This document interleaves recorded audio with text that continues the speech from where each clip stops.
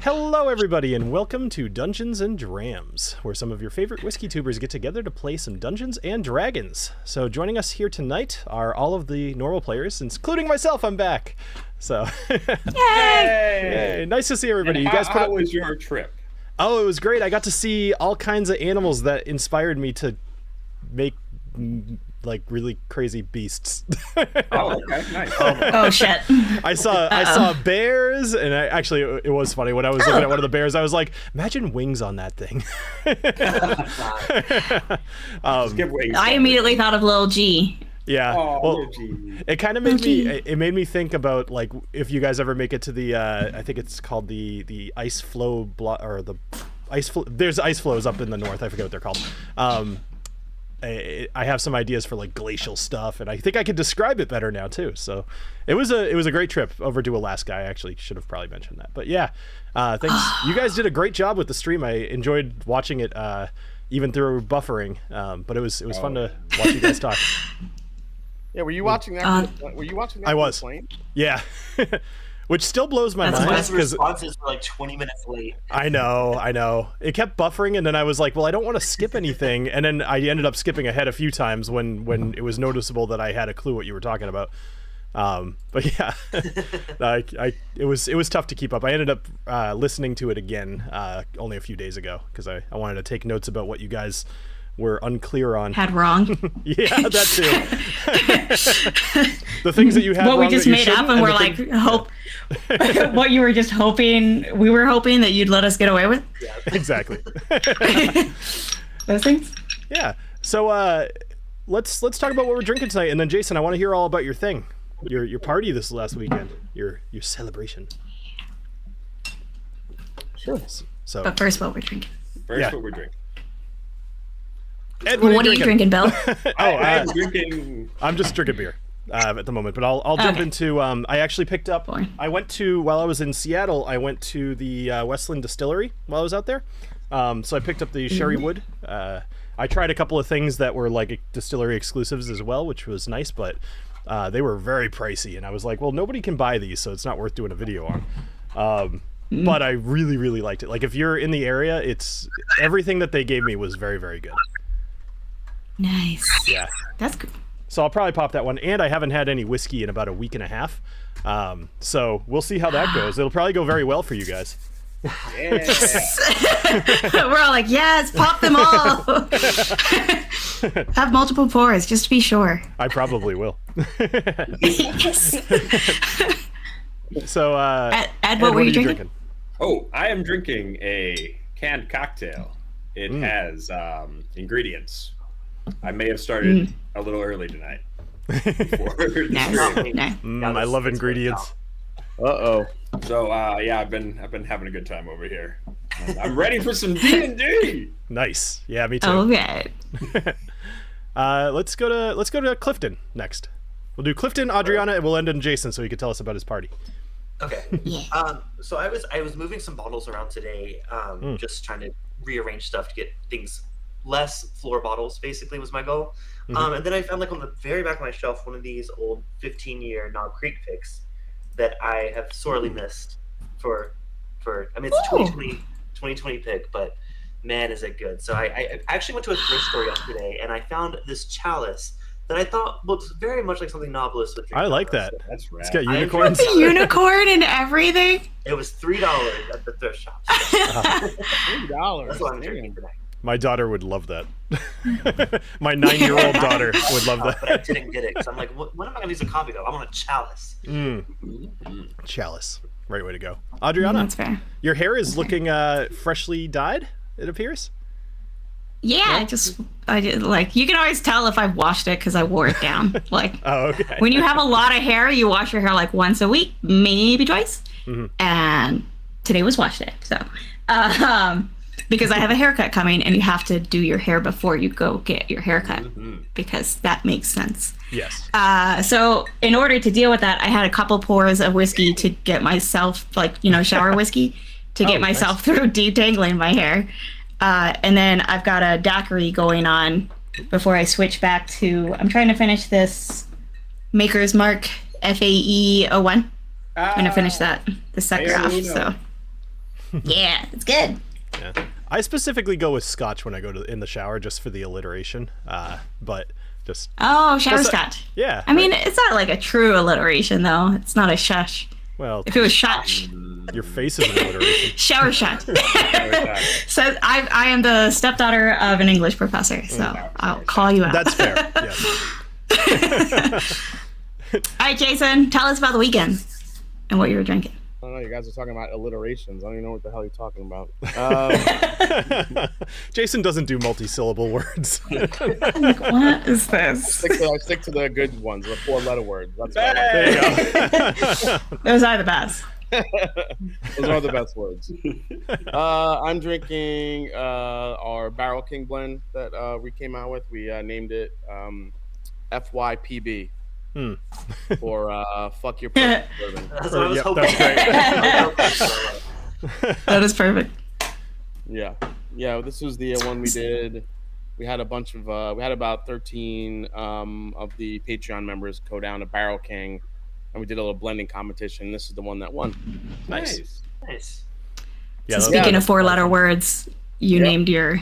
It's perfect. That's right, because the guys that lost went fuck. Was Jarrell on the losing team? Yeah, that's right. Yeah, so the event was incredible. First time, very stressful in the beginning. Yeah. I tend to hide my stress pretty well, and I was trying to hide it, but I was pretty nervous. But yeah, Friday was an amazing night. We went to had right at Sagamore. Amazing food, amazing people, live music. People were able to do tours of Sagamore. Kind of like a bridge tours. We built 2 flights that people could purchase to try. First drink was on us. The food was amazing. Food was absolutely incredible. And then we actually had it right at the end of the night, like towards the end, we had a rainbow in the sky overlooking the water, which is Nice. What? yeah. And then Saturday, the second day, we went out to Sagamore Farm. We had tractor rides about every hour so people could see the entire farm. We had the full live band was there. Friday, we had about 4 or 5 different distillers. People can try stuff, taste stuff. Had a live cigar roller, really good food too from the food truck. I mean, it was hot. It was kind of hot. It was like 90 degrees in the middle of the farm, but luckily we had moved everything over a little bit, got some trees so people can kind of hang out in the shade, and there was some cloud cover here and there, so it was kept everyone hydrated. And yeah, about 130-ish people came, and for our first very event, cool. Yeah, Very for our nice. first event, it was pretty successful. So we were really That's huge. nothing but good feedback. Well, congrats, Jason. That's awesome. I'm glad That everything is went awesome. well. Yeah. And you can only Yeah, control so much, I mean, someday you might get the weather, but for the moment, sounds like everything else went very well. So maybe Yeah, all your stressing was probably for a good reason. Yeah, So- we had a wonderful bottle share Friday night in the hotel, which was nice. They kind of let us, and there was a lot of bottles. It was crazy. Yep.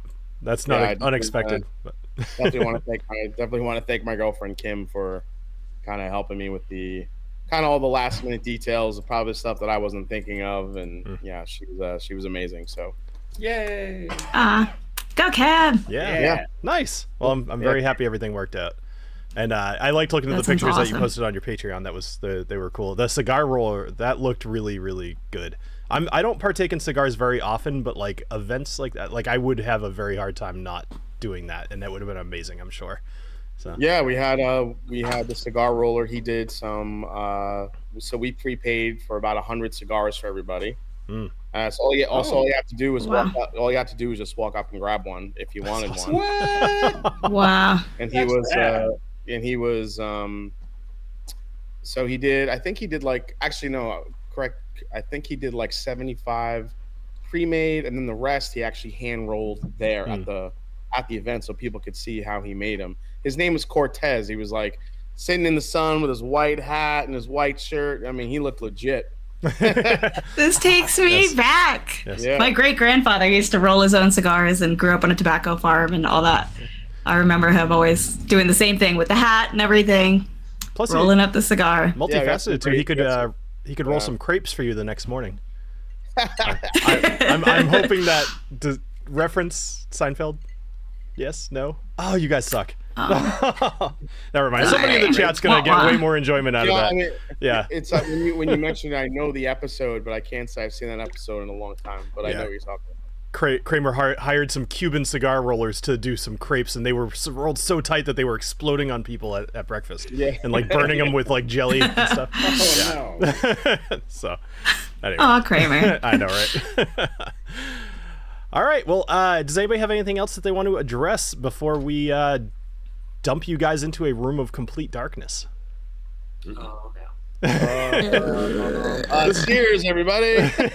Yeah. Cheers. Gonna go some kind It's of nice knowing y'all. I will tell you guys that this was the first room of the dungeon that I designed. So despite this being the golden vault with sunstones and everything, the first room that came to mind was darkness. So this is for you, Jason. All right. All right. So here's a recap, because it's been like a month. So yeah, it's just balls of snakes rolling around. All right. Sorry. Okay. When last we saw Snortiver's soldiers, they were deep within the Golden Vault, a secure location housing the sunstones that have been mined within the Sunstone Caverns. They were trying to retrieve a mere 15 pounds of sunstone, but instead opted to delve deeper into the vault in search of the Chalice of Kings. Our most recent episode had our group encountering both a fire elemental and ice elemental who possess two powerful blades, Pyroxis Ember Edge and Rhymegeist's Glacial Sting. There was a bit of combat, a bit of fiery dancing, and our group emerged victorious. Alessio, the arcane trickster rogue, now holds Glacial Sting, aligned with his mission to protect his sister Mia. And it's Mia, right? Not Maya? Right, Mia. Mia, thanks. And Agnomeio now holds the Ember Edge, aligned with his penchant for chaos, seeming to find humor in watching the world burn. Deeper and deeper they went when they met with their next challenge, a room of pillars standing above a chasm. The somewhat easy puzzle was made far more challenging by a tricky dungeon master and a group who brute forced their way through the puzzle. A bit hurt, a few close calls, and some leaps of faith later, the group now stands in the liminal space before the room titled Darkness on their map. In front of you, you see nothing. Alessio, Neil lands on your shoulder, and you feel his talons grip tightly, as he seems as if he's clinging to you for protection or possibly something else. Well, he's scared. Neil's scared? Well, when Neil's scared, there's a problem. That's not good. Not good. I do That's not not like good. when Neil is scared. I do not like when Neil is this scared. Okay. All right. So TaLin. TaLin can produce flame now. I can see if that'll help us see anything. Well, yes, if you can do it, yeah. Does that Flame sound on. like a good idea? Does that Oh, this sound one's like so- something you want to do is actually see things? Yeah, sure. Yeah. I thought it might be helpful. Of course, now I can't find it because that's a new thing. So it's under your cantrips, under Ba. spells. I'm just going to take there it my is. Thank you. rapier out and I'm going to just poke it into the darkest little, just like, Also, I got new things, but yeah, we'll just. So Can you just light it? Like if it's a cantrip, so you only because- roll if it's an attack. Because I know that you're somewhat new with spells, let me take just a moment to help you out here. And for anybody listening who's just kind of not familiar. So cantrips can be used as many times as you want, as frequently as you want, just kind of over and over and over again. The idea is that you have practiced this so many times it's like second nature. So you're just like, produce flame. But produce flame also has an attack if you want to. You can either light it and just kind of, keep it, and then if you want to, you could throw it at somebody and do a D8 plus something. Or you could just have it as magical flame. Okay. So this one works the way I think magic should and is unlimited. Correct. Exactly. Unlike what I found out during the Christmas special or whatever. When I killed you? Yes, when you killed me and I discovered you can't just do unlimited magic, which is dumb. All right. So I'm going to produce flame. All right, so rolling. TaLin, digging deep, and for those that didn't notice, so everybody leveled up to level 9 in the last, between the episodes, and TaLin took a level of Druid, so she has a little bit of, maybe a little influence from Dilla, or possibly just your experience with Terrasil, but either way, you produce flame. Now, what does that look like to you? Tell me about your spell. So basically, I go like this. I do a thumbs up, and basically a ball of blue, mostly blue, but a little bit of orange flame pops up. All right, so you kind of hold your thumb up. Your thumb lights in flame, and you can see the flame on the tip of your finger, but just barely. And it seems to be only lighting about an inch around this flame. This room, cool. There's some sort of magical darkness going on here that is impenetrable, at least from what you've tried. Can we roll for Arcana to explore this whole darkness thing? You could roll for Arcana to understand magical darkness if you'd like. Yeah. Sure. Understand magical darkness and see if there's a way. Go for it. All right. Come on. Ooh, that's pretty good. Unnatural 20. So, feels redundant to say that in your research, you've learned about magical darkness. Magical darkness typically can be overcome by magical flame.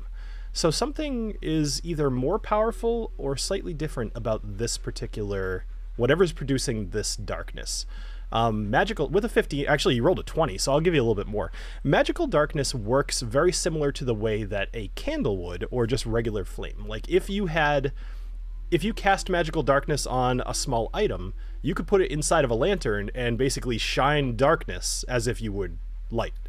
Weird. Cool. So something about this room is like inky black, but not overcome as normal magical darkness would be. So we gotta find the dark lantern and smash it. All right. Yeah. So smash a lantern. I'll also tell you, just because I haven't quite described what you're seeing. So behind you, you do still see the pillars and the columns and that room, and there's a slight glow of the sunstone behind you. So you could see the doorway, but everything from behind you, it's literally like you have your eyes closed, except for that small little light that you, TaLin, can see. But even the other members of your party would just barely detect a faint light. The ground. Did anybody grab sunstone? I did. I was just going to reach into my bag.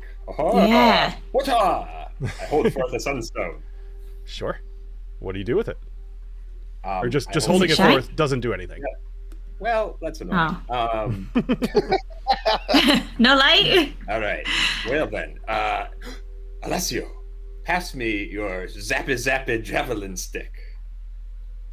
Yeah, javelin of lightning. Javelin of lightning? Yeah, or bring it over here and stab this rock real quick.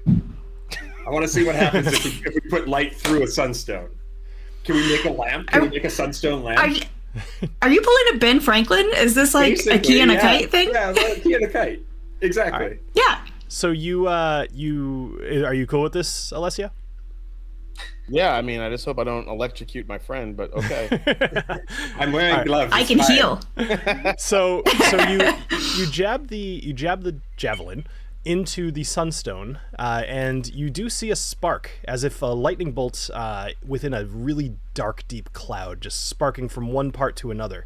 You see it hit the wall, and then it dissipates. But you could tell that the wall is made of rock, and you do also kind of get the sense that the floor beneath your feet is also completely made of, say, granite or rock or bedrock, something like that. Very, very hard. Or like, just so I understand, like a beam of light shot out for just a split second? Basically like a lightning bolt, like a spark. Oh, yeah. Like when we hit the sunstone with the stick. It came out of the sunstone? Here's a very specific example that hopefully you guys get. Have you ever been in bed at night and had like a really heavy blanket and you can make like static electricity by rubbing it?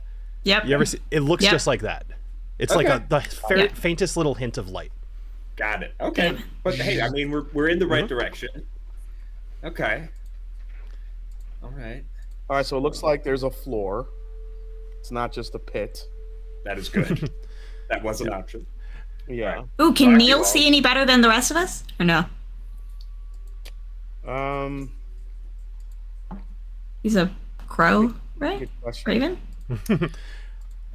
I'll save you the As time. As a druid, do you? Oh, Neil cannot see anything that you cannot see in this scenario. Like his vision is the same as yours. So basically, it's dark.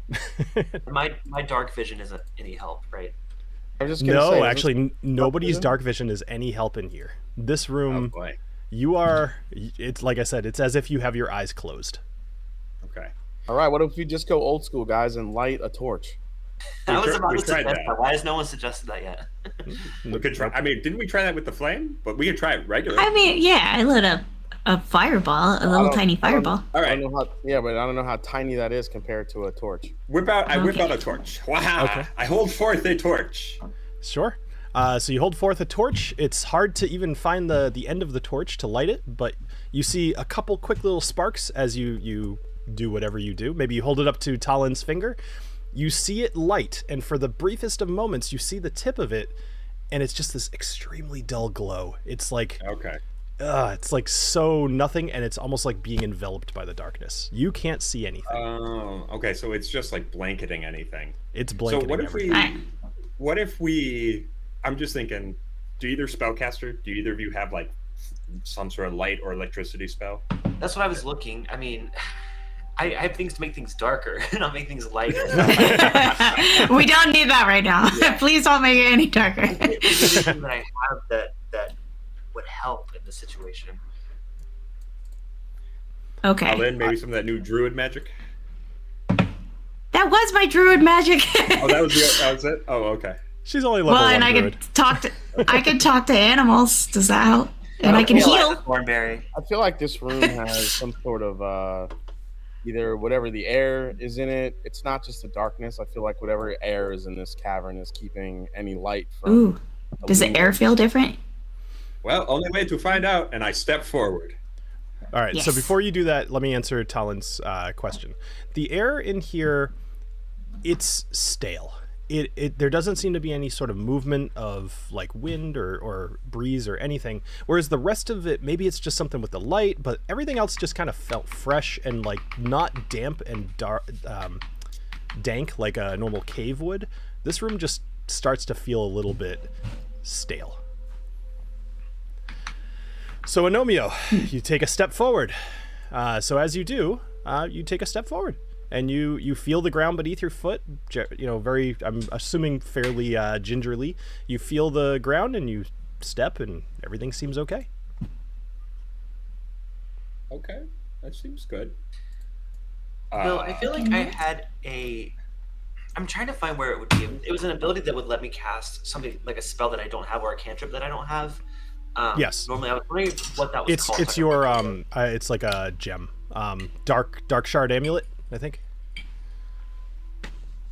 Gotcha. Okay. Yep. Hey guys, the darkness seems okay. It's still dark. It's still dark. Seems dark. Very dark. So It's while you still dark. step forward, TaLin's like touching the wall Mm-hmm. and takes like a step trying to, just sort of feel along the wall. Sure. So let me drop Neil from here. Neil is on your shoulder. He's just in the way. So TaLin, you take a step forward and you keep your hand on the wall, and you notice that the wall starts to turn to the right at about a 90-degree angle. So Okay, I call this out to everybody else. Like, y'all, I'm following along the wall. I'm just touching it. And it seems like I'm curving to the right as opposed to just a hallway straight. So Yeah. I'm going to Okay, so maybe follow we it could all along just- to the right. All right, we all let's do just it. use- So- yeah, let's use the wall as our guide. So one Yeah. thing, Agnomeio, as she says this, you kind of reach out yourself, and you feel the wall to your left is basically the same thing. It's like a 90-degree wall that turns left. Mm-hmm. You could do whatever you'd like from there, but I feel like that would have been a thing you'd kind of be feeling around. Okay. Yeah. All right. All right. So, So should we all? I Should think we we should all stay split? together. We should all just. Ooh. Do we split or all go to the right, all go to the left? The room I made run of out right darkness. in the Let's middle of split the up. Right? Yeah. all right, Let's all go to the left right. and follow Agnomeio. Let's go to the right. I'm- We're going to the Oh, right. shit. All right. All right.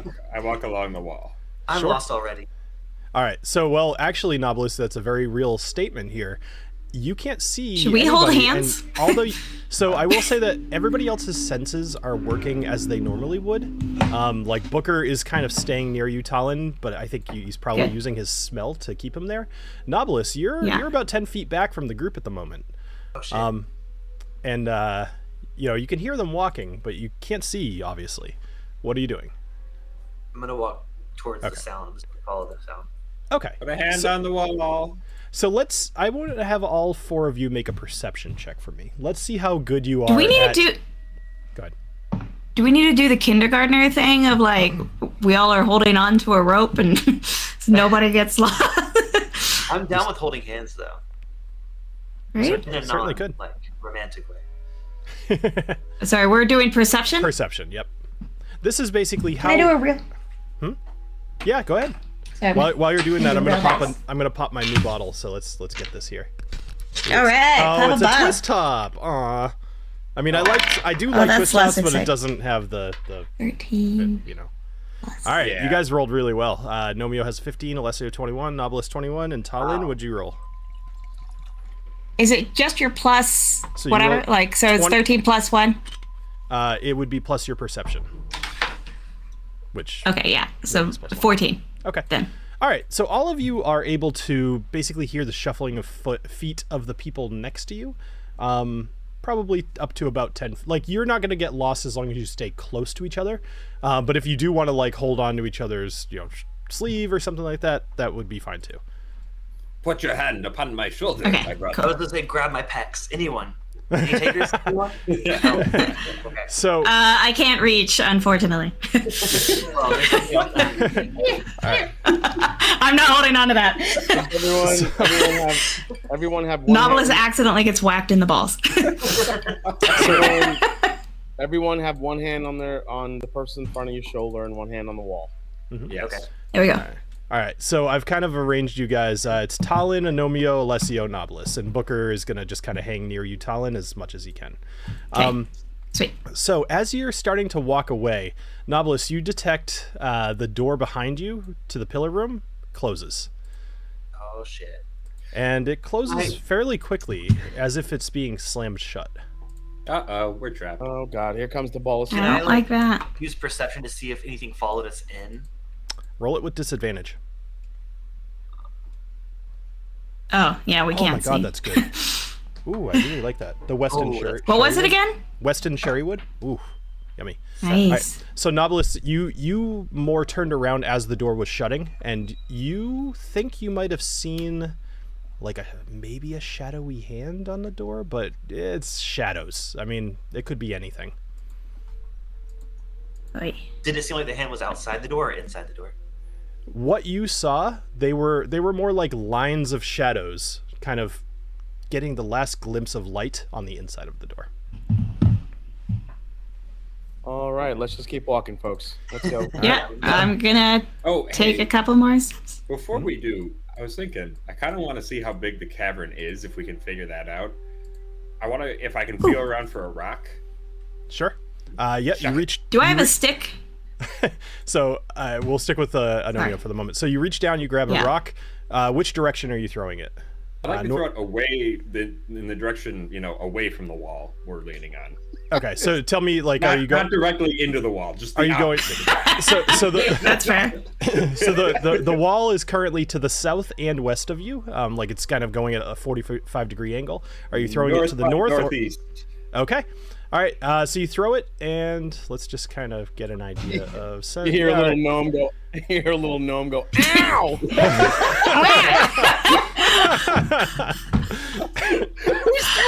Right.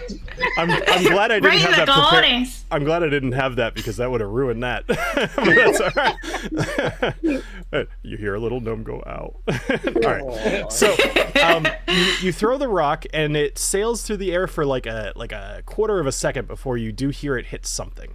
Okay. Your best guess is there's something probably about 20-30 feet away from you. Oh, okay. It's either It definitely a wall. Yeah, it definitely hit a wall. Because what you heard is you heard like a clunk and then you heard chunk chunk chunk as it hits the ground. And it definitely didn't say ouch. It definitely didn't say ouch. Okay. Okay. And it didn't sound like a pit. like a rock falling down along It didn't a deep sound abyss. like it fell long enough to be a pit that direction or anything like that. So. Okay. All right. good. So I don't know if TaLin has a stick, but she'll at least take her torch and kind of use it, like a blind person's guide stick Great idea. to tap the floor in front of me as I feel the good. wall and go along. Ooh, you're like a D&D, like original Dungeons and Dragons. I like that. That was a thing. Like they had a 10-foot pole, and like you don't move unless you tap the square in front of you. So Oh, really? yeah, that's great. That's me. Yeah, good job. All right, so you're tapping, you're moving. How far do you want to go? Well, this is going to be let's try to talk this out. So as you're going, you're keeping your hand on the wall. You start to notice that the wall is also starting to curve to the right again. So almost like back the direction you came, but clearly not like you're still going forward. But just it's Right. like it So kind of like a U shape. We're kind of Exactly, going in, yes. now we're back up. All right. Yep. Well, I mean, we still can't see, so we might as well just keep following the curvature of the wall. Mhm. As long as Yeah. TaLin doesn't feel any holes or pits with her stick. No, that's Knobolas' job. So does it kind of feel like a passageway? Like, does it feel like a corner? Like I'm kind of accidentally following along a passageway off of it, so or if is you- just a bit of So a curve? From what you can tell, is you're walking and you're keeping your hand on the wall to your right, and it's just starting to curve to the further to the right. You don't know where you're going or which direction or what's to your left. Okay. Just With keep my little following. ball of light that's on my thumb, can I see just that patch of wall at all? Pretty much all that is doing for you is reminding you that you have a hand. Like you can't see Cool. further than like the hand in front of your face. So, Bill, what's the I have a room? nice thumb. Is the room still kind of like a dank smell? Is The- it? Can we hear anything? Is it still silent in there? What's happening in this room as we walk forward? Make a perception check for me, Alessio. Okay. Be careful what you ask. I know, right? Be careful what you ask for. 19. A 19. So you feel like you hear something moving along the ground. It's not snakes, but you feel like you hear something kind of just move. It's like a very slow, like almost like a grinding, but very, very subtle. Like if you didn't roll a 19, you probably wouldn't have heard it. It's almost like, let me see if I can do some ASMR here. It's almost like Oh God. like that. Are we in a trash compactor? What a wonderful smell you've discovered. Yeah, no. So TaLin, let's see something here. Uh-oh. You suddenly feel very cold, and you just feel the sense of lethargy come over you. But you also take 13 points of damage. What? Motherfucker. Oh my God! The fucking Dementors are here. And Expecto Patronum. let's just do this real quick, because for some reason it didn't roll the other one. Your strength is reduced by 4 points. Well, that's not cool. What? My strength is like the only thing I've got going for me in life. So if you don't know, if you can't figure out how to do that, let me know and I'll do it for you. But something just attacked you from your left. We're not quite going to go into initiative order, but if you'd like to do something, then you're welcome to. I'm just gonna whip up my Like fire something sword. just attacked me for like, did I feel something physical hit me, or I just So, like suddenly feel cold and weak, What you would like have sick, felt like is I got the flu? almost like something like grasp your throat, but very cold, and your just whole body, you just are like, oh, I'm just like so tired, and you feel like some pain, and all of a sudden you just feel much weaker.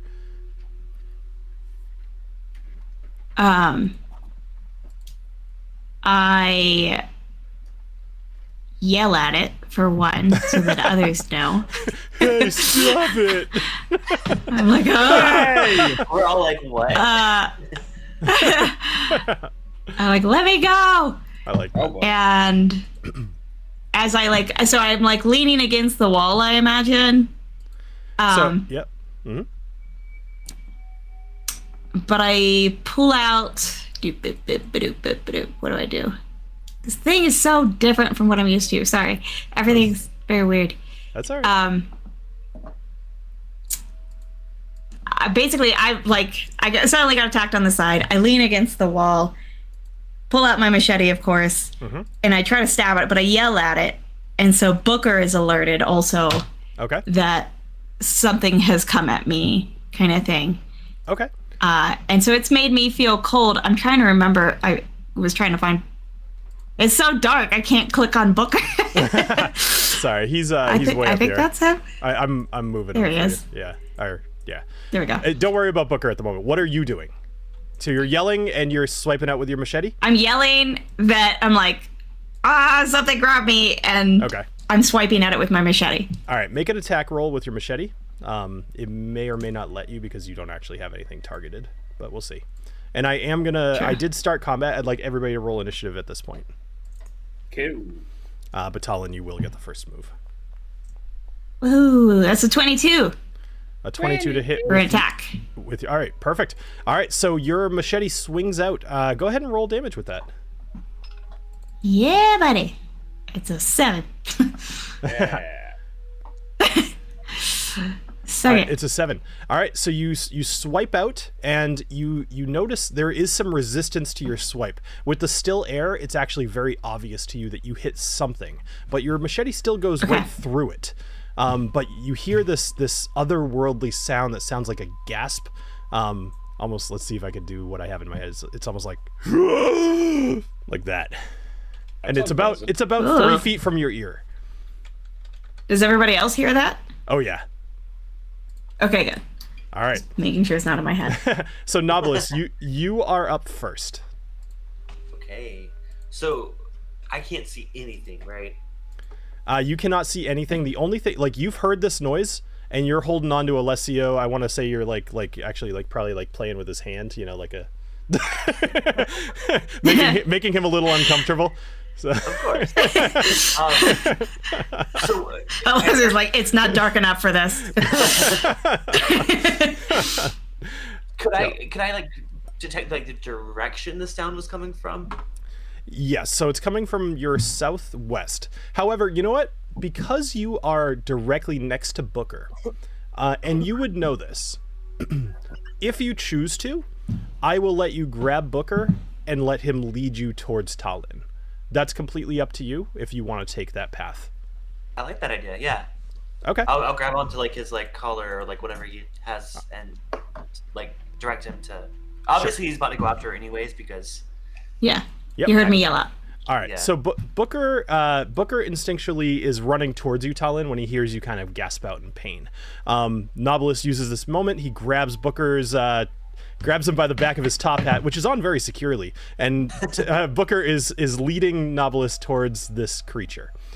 I was thinking his tail, but okay. Well, that works. How do you have a harness? When you ride him, you have a you grab some part of Booker. It's irrelevant. He does have a saddle. All right, perfect. You grab his saddle and you get pulled. So you are currently standing what you presume to be about 10 feet away from TaLin, and Booker is growling. And I still can't see what the hell's You going can't on. see anything. No. If you choose to attack, and I'm just leaned against the wall, muttering how cold I am. Yes. I'm just throwing that out there. Perfect. It's cold. I mean, the only thing I can think to do, I'm gonna do the armor of Agathis just to shield myself a bit. Go for it. All right, Agnomeio and then Alessio. That's the turn order. Anything else, Knobolas? No. So it says, okay, I forgot about the temporary hit points, but nope, that's it. I'm just gonna stand ready to fight whatever's about to come for me. All right, Agnomeio, you're up. I draw forth my super awesome flamey rapier. The Ember Edge. I whisper to Pyroxis, "Oh, hey, flame buddy, what fell creature is in these?" Amigo. I know, buddy. I'm going with buddy. I like buddy. Okay. Flame buddy. My buddy. He's my buddy, Pyroxis. Flame buddy. What fell creatures live in this cavern? So he responds back to you.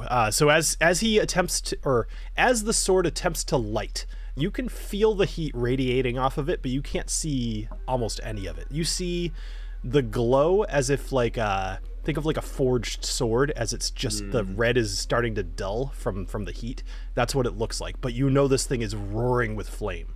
And you hear in your head, I don't know what is in this cavern.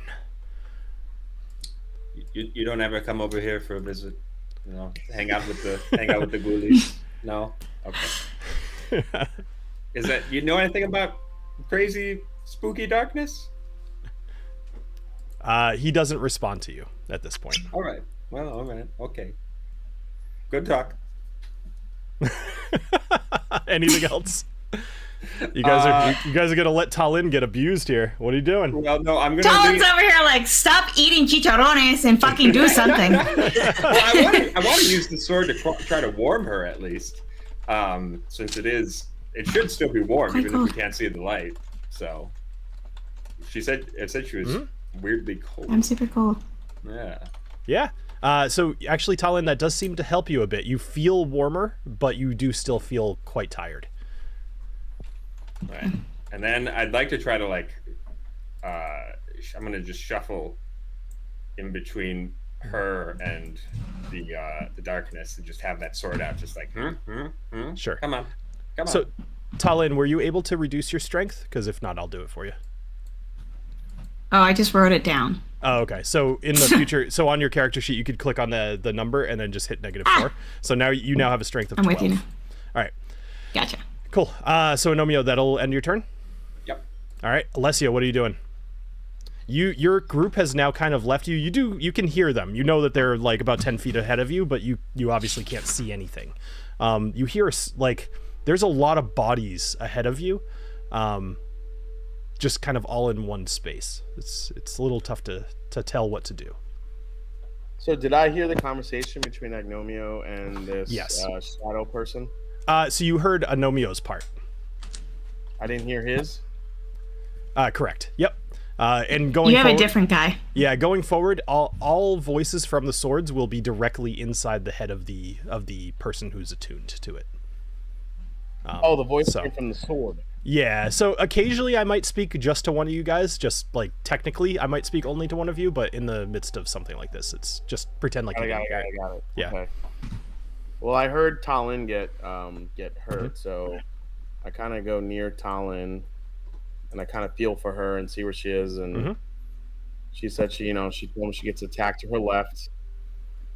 So what I want to do is summon a spell I have not gotten to use yet, but this is kind of the best I think I could use, which is Shadow Blade.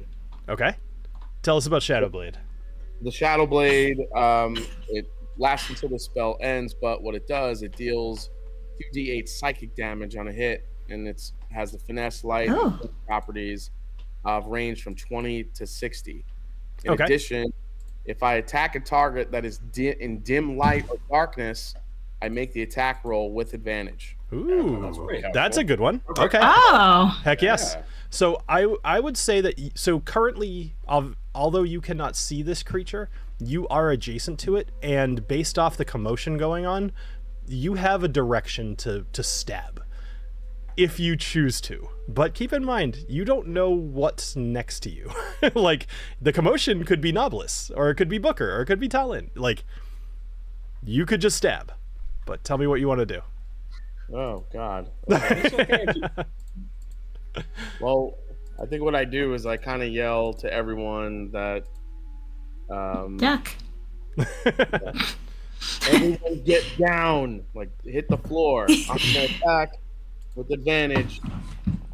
Okay. My booming blade. Get to the chopper. I know, that's all I could think of. Get down! Get down! All right, so I saw you roll dice, but I don't see anything come up. Yeah, why didn't it come up? I don't know. They looked like high dice rolls, though, so I'm going to say that... It was a 17 and an 18. Perfect. Those will definitely hit. All right, so go ahead and roll damage. Okay. Cool. I have no idea where you... Oh, did you end up doing like private roll or something like that? But how much damage did that do? It It was was 8 and 3, I saw. Yeah, it was 8 and 3. All right, so you do 11 points of damage. All right, so you stab out with your blade, your brand new rapier, actually, and we could see that, Knobolas. All right, so you stab out with your rapier, and you feel it enter something that resists, as if it's air but thicker, and you hear the sound of whatever this creature is. It's like a gasp, and it fades into nothingness, and you feel as if this creature's no longer there. Oh. I know what we are fighting. It is a meringue monster, slightly thicker than air, the prow of the tunnels of Harbourhaven. There Like only lemon we- meringue? Yes. Fine. The lemon meringue monsters of Harbourhaven. Have you not heard of them? Like your cocktail friend from work. I can't. I don't know. I don't know if he's kidding or not. Wait, is he serious? I don't know. That's up to him. Does the room feel any brighter? Meringue It's still just monster. as I dark. want The- meringue now. The room does not feel brighter at all. But you also, now that you guys are kind of all in this one area, you realize that to your left is a wall and to your right is a wall. There's about a 15-foot gap, but you guys are all kind of in this space. So you're starting to realize that you're now heading through a bottleneck of a tunnel. Keep going. What do y'all think? So I would tell you, Knobolas, you could tell that the wall to your left, I'll just move you for a sec. It's about 5 feet to your left. The wall there seems to be jutting out and curving to the right as well. So mentally, you might be picturing that there would be like a longer tunnel to the north, and that you guys are dipping down to the south. As if, just to go through, like, so as if the door you came in, like if there was a straight tunnel that went that way, and then you guys have turned to the right and you're now heading to the south. All right. Well. First of all, how's TaLin feeling? Is her energy coming back, or is she still pretty lethargic? Her energy she has kind of recovered as far as like, all right, she's ready for action again, but she still feels weaker. It seems to be permanent. All right, TaLin, why don't you? So I kind of feel for TaLin, touch her shoulder, and say, "Here, get behind me." And Okay. we'll follow the south side of the wall. Knobolas and Agnomeio follow the north side, and let's see how far this bottleneck goes. I'm gonna hop up on Booker to follow along with y'all since I'm so tired. Also, though, follow-up question: does the compass just like readjust its coordinates every time we enter a new room? Like, is north just always the top, and east is always just to the right? and Yeah, south is we'll just do that to keep things easy. Yep. Okay, cool.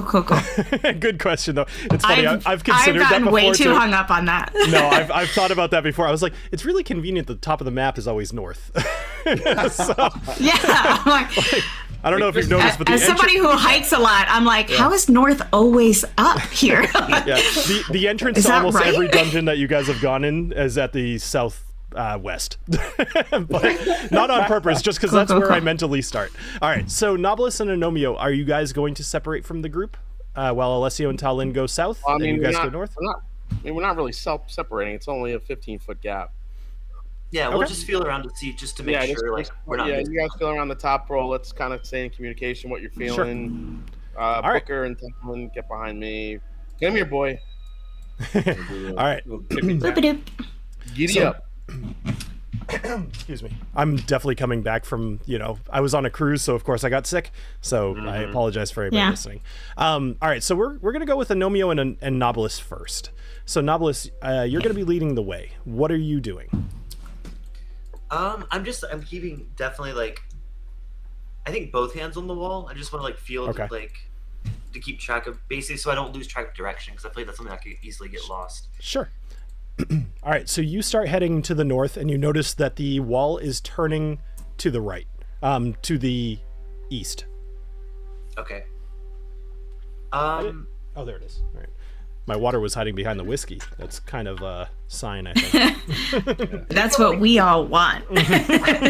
Metaphor. I want to Right. keep like feeling. I'm going to realize that this is like a pathway here, but I kind of want to stick to like this main room we're in to see if there's any other pathways that we may have missed. So I'd like to Sure. keep going around the room without going down that hall. All right. So you go another, let's just say you go in about another 10 feet or so, and you notice the wall is, again, kind of curving as if a U shape. You still do not see any sort of light whatsoever. This is 100% darkness. But the wall itself is turning almost completely 180 degrees. It's like a sharp little peninsula, if you want to think of it that way. Gotcha. So it's not like a pathway. It's more of just like a dead end kind of thing. I wouldn't say it's a dead end. It does feel like you can still sense the space ahead of you feels open. Maybe you even make a noise and you kind of hear it just go. But you could tell there's probably like a large open space ahead of you, but what lies beyond that, you don't know. I'm gonna turn to Agnomeio and see what he recommends. Or sorry, who's with you? Is it Agnomeio? So you and Agnomeio, yep. Okay, yeah. I'll just ask him like, what do you think? Do we go down these paths or Always forward. always forward? Okay. Okay. So TaLin and Alessio, you guys would be able to hear them talking. Like they're only at 20 feet away from you, so that's not a problem. And it's a cave, so it's fairly echoey in here. That being said, you guys have not been able to, like, just throughout this whole thing, you can't tell where the ceiling is. It could be 100 feet above you, or it could be 10 feet above you, but you can't reach it either way. Okay. So Agnomeio and Knobolas, you guys go ahead another, say, 10 feet or so. And Knobolas, you're keeping your hand on the wall, I presume? Yep. Okay. So you Bill, Yep. do you know how tall you must be in real life to think that reaching the ceiling is ever an option? Like, what? That's never occurred to me in my entire life. Not even in a cave. As a 40-year-old Okay. man who still occasionally jumps and like hits signs and stuff, like I could tell you it's. I was like, Ed and Bill were like the non-person asked. They like Yeah. You're not going to meet TaLin and Agnomeio. We're not reaching ceilings. We don't care. All right. So Do you ever have your husband do tall tasks? That's what Erica calls Yeah. it. Yeah, like tall. She Mostly I yell at him for putting things up too high, but yeah. so that's like a passive aggressive thing us tall people do. Like, oh, you want you want this thing? I'm just gonna put it on top of the fridge. All right, so back to the game. That's why I have a step stool in every room. TaLin pulls out her step stool and tries to reach the ceiling. TaLin cannot. TaLin, you stand up on top of Booker's back and you reach up and you cannot touch the ceiling. All right, so Knobolas and TaLin's like, Agnomeio. nothing's different. Knobolas, you're keeping your hand on the side of the wall. As you continue to walk, you are heading south again.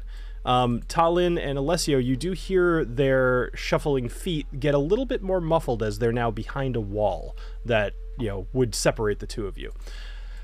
What would you like to do, Knobolas? You're leading the way.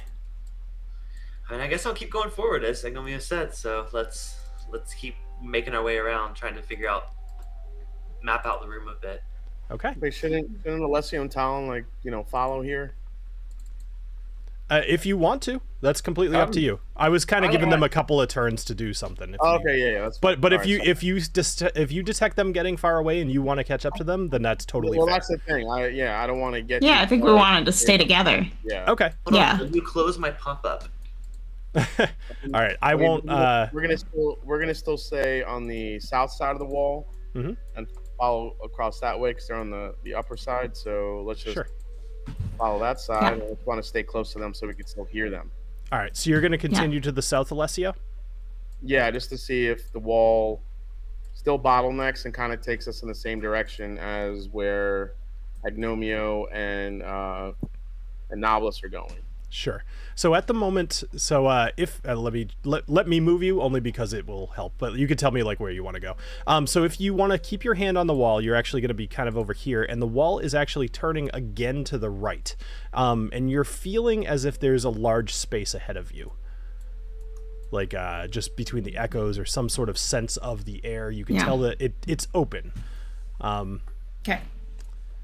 What do you want to do from here? Man, TaLin, you think it's like that's another, like it's a different corridor to start going down? It's another Than the others? Yeah. Mentally, you guys could tell that you are definitively going down a different passage than Agnomeio and Knobolas. Yeah, exactly. That's what I was. Oh. That's what I was afraid of. Oh, we don't want to split. Yeah. Should we shift over to the northern wall then? And then a Muslim Well, I thing? have a feeling some shit's about to go down with Knobolas based on what I saw on my screen. Yeah, I probably. Yeah, we should probably stay together. I don't want to end up in a situation where we're abandoning those two because all of a sudden, because basically my thought was that I thought like maybe it would just kind of go like this and around the same direction, but if it's now Right. up and there's another pathway to go even a different direction, then yeah, that's not good. Let's switch over to the top wall and follow that way behind Knobolas and Agnomeio. All right. Yeah. So Alessio and TaLin, you guys start heading a little bit over to the east, and you feel another wall. But Alessio, you felt something just barely touch the back of your heel as you were turning around to walk away. Oh, no It wasn't effect. No effect, but it could have been. I mean, Definitely a snake. it was almost as if your heel kind of got stuck in something very briefly, almost like when you step in gum, but then the second step didn't have any sort of effect. If there were any critters around, like Booker would smell that or sense that and be acting weird. Do I sense that Booker feels edgy? More edgy than just... I mean, I don't know. I think Alessio just being, kind of whatever. He's probably thinking it's another Lumaglow, but it's too dark to glow. Oh, they're so cute. But it's too dark to glow in here. True. That's true. All right. So I don't think anything of it. I just keep pressing forward to catch up to the guys. Perfect. So as Alessio and TaLin are catching up to Knobolas, I'm going to throw you guys back in, and Knobolas, don't call things out next time. I didn't realize that you would have seen that. Well, but it was that's okay. because I was going to do something when that popped up, and I went to go click on it, and then it disappeared. Yeah. So. No, it's okay. All right. So Knobolas, you feel again this, or not again, but you feel this really cold sensation just gripping your neck, and you take 11 points of necrotic damage. And Well, that's what I was going to ask. Can I counterspell? It's not a spell. It popped up like it was. That's why that's the only reason I said something. That's Sorry fair. about that. No, it's okay. And then you lose 1 point of your strength. So if you click on your strength and just reduce it by 1, as you have this life essence sucked out of you, you guys can all roll initiative. Okay. Oh no! I don't know how to reduce it by 1. Another one of these things. I'll take care of it if you can't. Okay. I just changed the number whenever he says That's that. too. Yeah, you did it right. You had a 10, I believe. I just do the math whenever. I'm gonna forget that I need to split you it back. Is what's gonna happen. I didn't Right. touch it, so an 8 is I did, perfect. yeah. Okay, cool. All right, so we are now in combat. Knobolas, you have not rolled yet, but that's fine. All right, so this creature, actually Knobolas, at this point, it is close enough that even in this darkness, you see what can only be described as a face completely made out of shadow. But it's... what would I even compare this to? It's got these massive teeth that are all just these black lines. And it tries to almost like get directly into your face and move through you. As it does this, you feel this lethargy kind of overtake you, and you shake it off really quick. Although you're not very strong, so despite the pecs, you're not sure what the heck you just saw, but it was absolutely terrifying. So Alessio, you're actually going to be up first. Oh, I mean, yeah, I'm all the way in the back. So can I hear what's going on up there? Knobolas, did you make any noise? I would have Did screamed. Knobolas make a noise, or did the monster make a noise? In this case, there was definitely a slight noise from the monster, but probably a louder one from Knobolas. So okay. So I kind of looked up at TaLin. I think they ran into another one of those monsters that you ran into. Let's try to catch up to them. So Could be the same one. I can't tell what feet I'm away, dude. So you're gonna have to help Sure, me. no problem. All right, so you have your right hand on this wall, and you know that moving to the north is going to get you closer. So you have a movement of 30 feet, and I'm going to say that even though you're in the darkness, you're going to be moving as quickly as you can. So you're going to be going roughly. Whoops. Oh, you're gonna curve around this wall, and end up you actually bump into the back of Knobolas. I mean, Agnomeio real quick. You could tell it's him because he's very short. And TaLin, just for the sake of this, if you want to follow Alessio, I'll have you move up with him. Okay, yeah, that's what Okay. I would be doing. Cool, and Booker will go with you, but you can basically ignore your move on your turn, but you'll be up there with him. All right, so Alessio, you are now directly behind Agnomeio, and you get the sense that Knobolas is in front of Agnomeio, plus Agnomeio maybe told you. Okay. But you've moved your full movement at the moment. Okay, so I move my full movement. Man, what the hell? I realize this is complex for you guys, so I appreciate the Yeah, this is not easy. I know. This is, It's funny. Up and down my spell It list. would almost be better to just do this like theater of the mind, but I think this adds a little bit of technical thing and gives when people you something can't to look see, at. when you can't see anything, it's. All right, so I'm gonna try the same thing I did earlier. I'm gonna take my Shadow Blade out. Sure. It's dark. I feel like if well, it's my advantage anyway, so it doesn't matter. So, I yell to everybody, "I'm going to try the same thing, Shadow Blade. Everybody duck." Sure. So All right, I do the. All right, I'm making sure I'm on public roll here with advantage. Is your Shadow Blade is it a spell or is it a feature? Yeah, it's a spell. It's a spell. Okay, just curious. So There it is. 25. Okay, so that was your second use of that spell. Beware, you have limited uses of your freaking spells. So I don't know why it didn't reduce it, but you're now out of second level spell slots, even with a 25. So you stab out, and you do see actually the end of your blade. It kind of like sizzles, almost like a quick little spark, and you notice that there is nothing around it. But you do see Agnomeio, and in the dark, Agnomeio has got this big grin on his face for God knows what reason. Hey, you see actually, like, for the split second that you see him, Agnomeio is like passing his hand through the flame on his sword. Oh. but you do not hit anything. All right, so I hit nothing. Okay. You hit nothing. I take liberties. I hope you don't mind. That sounds about right. I look at Agnomeio. Put away the new blade. Stop playing with it. Stop playing with it. We're all blind now. No. All right. Anything else, Alessio? Knobolas is still trying to look for TaLin's 10-foot pole. All right, Agnomeio, it is your turn. Right. You do have a hand on Knobolas at the moment, so you know where he is. And based off the sounds and kind of the movement of Knobolas, you could tell whatever this creature is, it's either directly in front of him or possibly like kind of up into the left. Like it's very close to in front of Knobolas, and he moved back away from it. Sure. So if I move next to Knobolas, to the north of Knobolas, there, thank you. Yep. Am I close enough to see the shadow face, or is that Make a perception roll with disadvantage. Let's see if yeah. Only because you have the lit blade at the moment.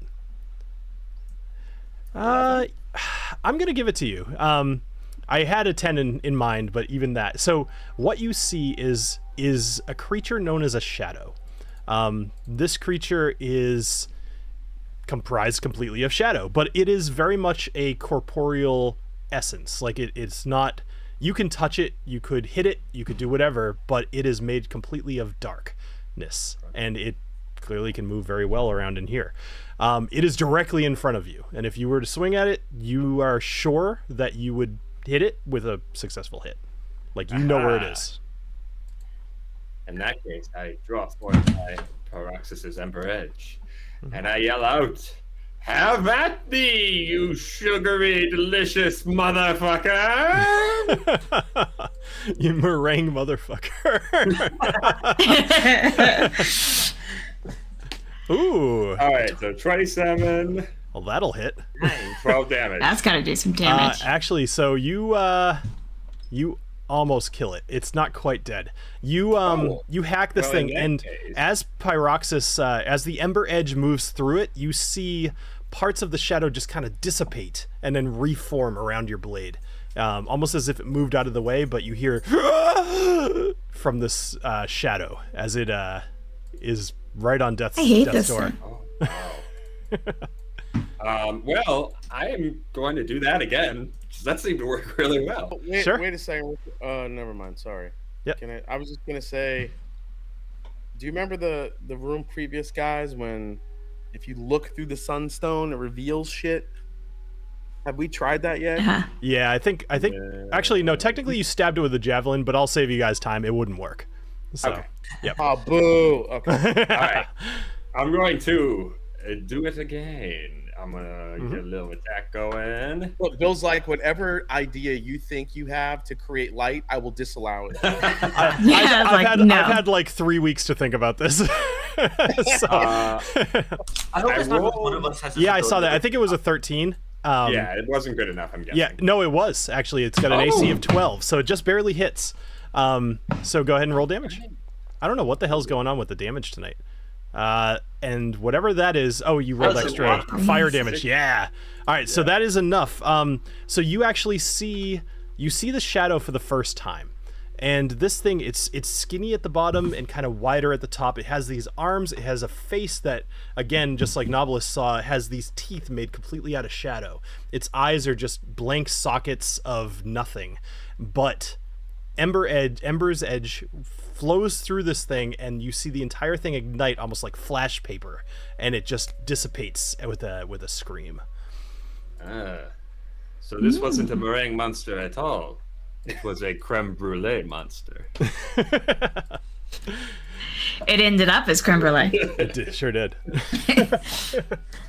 So, you guys are now out of combat. Talon's hungry. Agnomeio, ahead of you, you feel the room open up before you.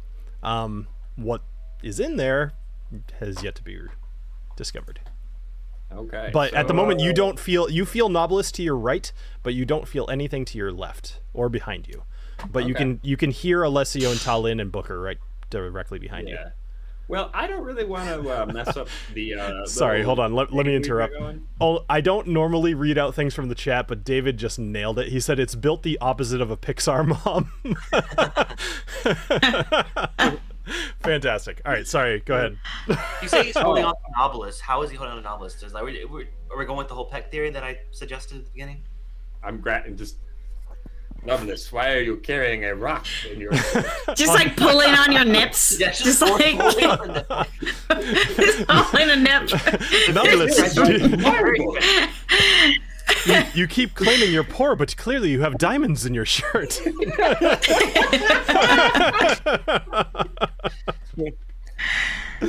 Oh, I'm pouring a lot of whiskey. All right. Yes. I would like to just follow along with the group. I am not going to jump out into the Damn. Yeah. All right. I think it's pour number 4. Damn, Bill. Yeah. So much for the weight loss. All right. So what are you guys doing? Are you walking forward to the right? Are you going left? Are you keeping your handle? What are you doing? Yeah. Keep forward. Always forward. Keep following. All right. Keep forward. Are you like literally forward, just like out into the abyss? Oh no. Along the wall. Okay. Touching the wall, still following along forward. Cool. Yep. So I will save I'll save us some time.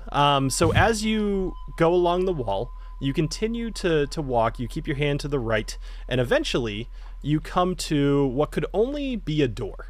And all of you, I'll drag you over there. Whether you open it or not is your choice, but there is a door to the north east of this room. Okay. Okay. I mean, well, can we see any light? first we check if it's is the door locked. All right, so Alessio, so you feel around a little bit, and you do find what you would assume might be a handle. It's a little tough to tell. You check the door to see if it's locked. It does not appear locked, or at least the handle seems to turn. But and then Knobolas yells when you turn it. For your sake, not really giving anything away, but just because you didn't say it, it does seem to turn, but you don't necessarily open it. Yeah, exactly. I just wanted to see if it would, whatever I thought would turn or unlock. Okay. So I was asking, is there any, can we see any light, through the cracks of it? Is it... So you see probably, a little bit of dancing yellow light kind of creaking beneath the door. But you were kind of inspecting this. You were actually almost bending down, almost on your knees, before you see it just peeking down below the door. Gotcha. So it seems like a faraway light source. It seems more like you are just barely seeing a very dull light source beneath a door. Okay. Well, I want to get out of hear anything? Tavern. I think we should just open this freaking door. So hold on. So TaLin, go ahead and roll a perception check for me. Okie dokie. Open it up. Wait. Let's listen to see if anybody's sneaking around on the other side.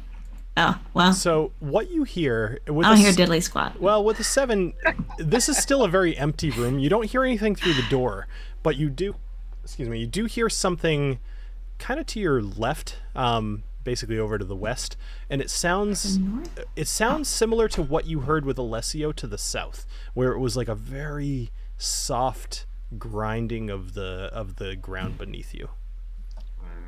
Oh, the trash compactor changed directions. So I might be giving it the wrong impression if you're thinking of that. It's more of a picture if you had a handful of pebbles and you just kind of very quietly or very gently slid them across a concrete surface. It was okay, like that. Okay. It's very quiet, but because you guys are the only ones in here and the air is just still, you can hear it. It's like one of those shadow monsters taking a step or something. Something that you've noticed is the shadow monsters don't seem to make noise unless you hit them or killed them. So it might be something else. Could be a Lumaglow. Could be a Lumaglow. I say we just open the door. All right. One more thing before I open the door. Can I check it for traps? Sure. You're definitely going to have disadvantage, but go ahead and roll an investigation check. Okay. Oh wow, yeah. I don't see anything. I was gonna say whether you roll a natural 1 or not, it doesn't matter. So with a 5, yeah, seems fine. This door actually is weird though, because it does seem to be made out of stone. It's basically made out of the same material as the cave wall, but you did feel something that was undeniably a handle. So no traps whatsoever. All right. Well, since it is dark and I probably can't see the facade of the door. Mm-hmm. I do kind of reach my hand up on the door to see if I could feel for any carvings or writings that may tell us what exactly it could be behind the door. Is there anything on the door? So I would consider that part of your investigation check, but I would also say no, you don't feel anything like that. All right, guys, looks like we're opening it slowly. Well, I guess I like to think of it more as you don't know that you rolled shitty. You've looked at this door. You're like, hell yeah, it's not trapped. I'm the best damn rogue you've ever seen. Yeah, it's not trapped. Let's go. So I kind of grabbed the handle and I go, check it out. All right. So you open the door and oh my god, fucking light! Finally. You see a hallway that it seems to be filled with sunstone. The sunstones are sticking out of the walls, but the hallway itself seems about as innocuous as you could get. It's a stone floor, stone ceiling, stone walls with sunstone. All right. Let's go in. The last door closed behind us. I'm a little hesitant, but make sure we close the door behind us. Nobody else. Should we leave a stick to hold the door open? Pop open. Oh, okay. Like a doorstop. You certainly could. You could find like a doorstop. You could find a large rock if you wanted to do something like that. Okay. Yeah, I think we should. I want to stick a rock to. I don't want to get trapped. Yeah. Wait. Why are we leaving the door open when those shadow monsters are in the door behind Oh, us. don't ruin my fun. I want to make things come out of the room. I want to leave the door open with those things in there. You want to close the door? Yeah, let's close the door. I'm just playing, but still. Don't ruin. All right. So all of you move through the door. I'll just kind of help you out because you're all slow. And shut the door behind you. So you are now in this approximately, like, probably say a 35-foot long hallway, as I described, filled with sunstone, and this is all raw sunstone kind of sticking out of the walls. As I walk by it, I'm just going to be knocking some into my bag just with the hammer, just chunk, chunk, chunk. Sure. Roll me a d20. Yeah, okay. No, gone. D20. Did you touch it with your bare hands? No, maybe. All right. You are able to... Do I have to fight those things? You're able to gather 13 pounds of raw sunstone. Oh, all right, that's pretty good. Oh, But I'm not letting the rest of you guys roll. Because bonus. Yeah, then we're all like, let's all do it. yeah, right. Everybody d20s. Yeah. All right. Quota is made. Okay. So at the end of this hallway, what you see is a set of stairs. Now these are very much carved stairs. They're stone. But so before you go any further, Alessio, I know you'd love to race ahead. So pause that game. All right. So ahead of you, you see some stone stairs. They are curving to the right, and they are kind of leading up somewhere. You can't quite tell where, but it does seem to be opening up to a space of some sort. I'm also realizing that I put a door in front of you, but I'm actually gonna... I don't want to delete it because because of the leveling, it will show you stuff, but there is no door ahead of you, even though it kind of looks like there is. There's just stairs. So pretend that you see stairs in like about 10 feet in front of where your vision ends. There is Technology. no door. There's no spoon. Got it. We go to the stairs. We do this. Okay. You guys are gonna go. Who up the hasn't led the way yet? Booker. Who wants to lead the way on the stairs? Hey, I'm writing Booker. It's I'm fine. writing Booker. I only hit I'm pause just so tired. that people to stop moving. Certain But people. How about this? This is a DM thing that people ask a lot. What is your marching order? Who is in the front? Who is second, third, fourth? I will go first because I am brave and hardy. All right. Stupid. I'm tired. Don't mention that. And I'm writing Booker in the back. Okay. So Knobolas and Alessio, what are you guys doing? I'll be second to the back, Alright. so I'll be in front of TaLin. Oh, you'll be in front of TaLin. Perfect. Yeah. All right. Cool. Okay. So you guys head up the stairway. So I'll just kind of drag you up. The short people are bookending this, and then the tall ones are in the middle. Yeah, like a graph. I don't know. I love that. Parabola. Yeah, we're a bell curve. A Gaussian distribution.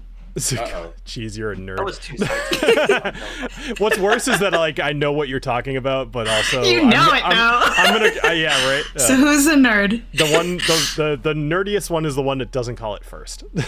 So all right, so you head up the stairs, and you're presented with this much different world here. Like what you see is it seems like a guard's quarters, and you see a single woman, dwarven woman ahead of you, and she is wearing robes that are just decorated with all these runes and such. You actually recognize the pattern of her robes from the Platinum Weave quarter. She seems to be probably one of the magic users there, and she has a staff in her hand that seems to be made out of bedrock or some sort of like rock. It's a big stone stave, and she looks at you, and she says, "Hello. Well, what are you doing here?" We weren't expecting any. I'm not gonna this one time. I'm not gonna try to do any voices. Like I said, I'm still coming down with something. It's honestly, it fries my voice. I was trying to do it earlier, so just go with it. She says, we weren't expecting any visitors this time. What are you doing here? Well, hello. Me and my companions have come to deliver this. And I pull out the freaky power hammer thing. Oh, the auto that I hammer. got. Yeah, the auto hammer. Hello, Okay. I believe we are supposed to be taking this to someone in the vault. Could you direct us? I got this from the Gearworks. Merrick? Merrick and the Gearworks. And we have no idea where. Could you give us directions, please? This is one of those times where I didn't see this coming. Yes! Go Noro! So let's start. 3 weeks to prepare, and Agnomeio broke the first. Let's start with a persuasion roll. Okay, that's fair. Does he get advantage for us remembering the guy's name who gave it It to was us? not great. It was 8. That's a good question. I'm gonna risky whiskey that though. That's yeah, we have. I think that's fair. Let's do a risky whiskey on that. Advantage. No, you don't. Oh, okay. Nah, Yeah. I think that's good. I have just a little bit of Kilhoman left. I will take. Oh shit. Which Kilhoman is that? This is the Fino sherry matured. Ooh. Oh, very nice. That's a good one. It is. It's a weird one, right? Yeah, I it's kinda do. cool. That's why I like it. Yeah. Yeah. That Fino's different. I've never had Kilhoman. Oh, you're We'll have to missing out. correct that. Yeah. I live in Utah. The more That's my that I excuse for drink everything. whiskey, the more I treasure uniqueness rather than even like they did this one step better than the other guy. Like I want something that's just brand new, and that's hard Sure. at this point. Yeah. Yeah. All right. Cheers. I'm picky. Yep. Cheers. Oh, he's Cheers. bottled. He's all right. Oh my gosh. Come on. You know what, Agnomeio? You just bottle chugged that. I'm just gonna give it to you. You don't even have to roll for it. Yes. All right. So this woman, she comes up and she says we have not been properly introduced. My name is Alina. I am here defending the chalice at the moment, and I didn't see any missive about the auto hammer, but you're welcome to leave it on the table, I suppose. Where did you come from? Did you go all the way through the chambers to get here? You didn't take the shortcut? They didn't tell you how to get in here? What? He definitely didn't tell us about the shortcut. No. At this point, you notice a staircase behind her and to the right, which does seem to lead up to just a wooden door. Where that goes, you don't know, but I'd like to step out like beside Agnomeio. Wait. Like, I want to see if she reacts to like I don't know. I just feel like I don't know. I want to like exert my presence there to see if she's turned on a little bit. Have you ever? Well, let me introduce We'll get back you to that. my good friend, my good chesty friend. Let us introduce well- you to our friend Nipples here. I mean, Knobolas. yeah. So Nipples in front of a beautiful woman. so Knobolas, I'm gonna take you at what you said. I'd like you to roll a performance check for me. This is basically a seduction roll. There it is. All right, let's do it. Seducer Can I Knobolas. just say, We'll get her. wouldn't it be like if you're an elf and she's a dwarf, like she's gonna find different things attractive. Yeah. I thought she was a dwarven woman. His pecs are hard as rocks. I mean, that's a dwarven thing, right? And maybe she is very accepting of all sorts of different people. You know. Maybe I'm just saying. Look, Bill. So Maybe Maybe she's an equal opportunity lover. Don't That's All right. Maybe. So let me Everybody's got their kink. all right. So let me focus here on Knobolas for a minute. So you rolled a 13. I'm not reacting either way. I'm going to give you a chance. If you want to risky whiskey, then you can. But keep in mind, with risky whiskey, you have to take the new roll. What would you like to do? Your he's chat. drinking the- Come on, Chalicing. unicorn chalice. Yes, unicorn chalice. It's got this. It's got this. It's gonna show boy. up and All roll right. him a 20. All right. That chick is about to be so wet. Wait, what? Yeah. I heard the last part of that. All right. Rock and roll, lady boner. Let's go. All right. All right. Oh, I'm the only one on the stream who's allowed to say that. All right, shush. All right, me and Knobolas only. All right, Here we go. Knobolas, how much was left in the that thing? Because I heard your question. What was left in that? It was a full pour. It wasn't of the Knob Creek. I actually poured some of the 1792 foolproof. And it was that chalice was like a full pour. I mean, it wasn't full completely, but it was a. All right, I'm gonna give you advantage on your roll because I set the precedent with Agnomeio here, and you know, if you guys are chugging like a whole drink. And the dude chugged a 1792 foolproof. Those ones can get up to like 130. That's no joke. Yeah, that's one of those where I actually put water in it. You know, man. Yeah. It's hot. It's hot. I felt that. I have some acid reflux today. So you rolled a 16, which is pretty good. So Alina here, she steps up to you, Knobolas, and she says, she takes it. Wow, you must have worked really hard to get here. I've gone through the chambers before. That's not an easy feat. So why don't you come over here, sit down at my table? Tell me all about it. What are you actually doing here? Normally I would be I feel like normally I'd be suspicious, but I feel like I'm also like really horny. So okay. You just seduced her, and then you're suspicious that she fell for your seduction. He's a complicated man.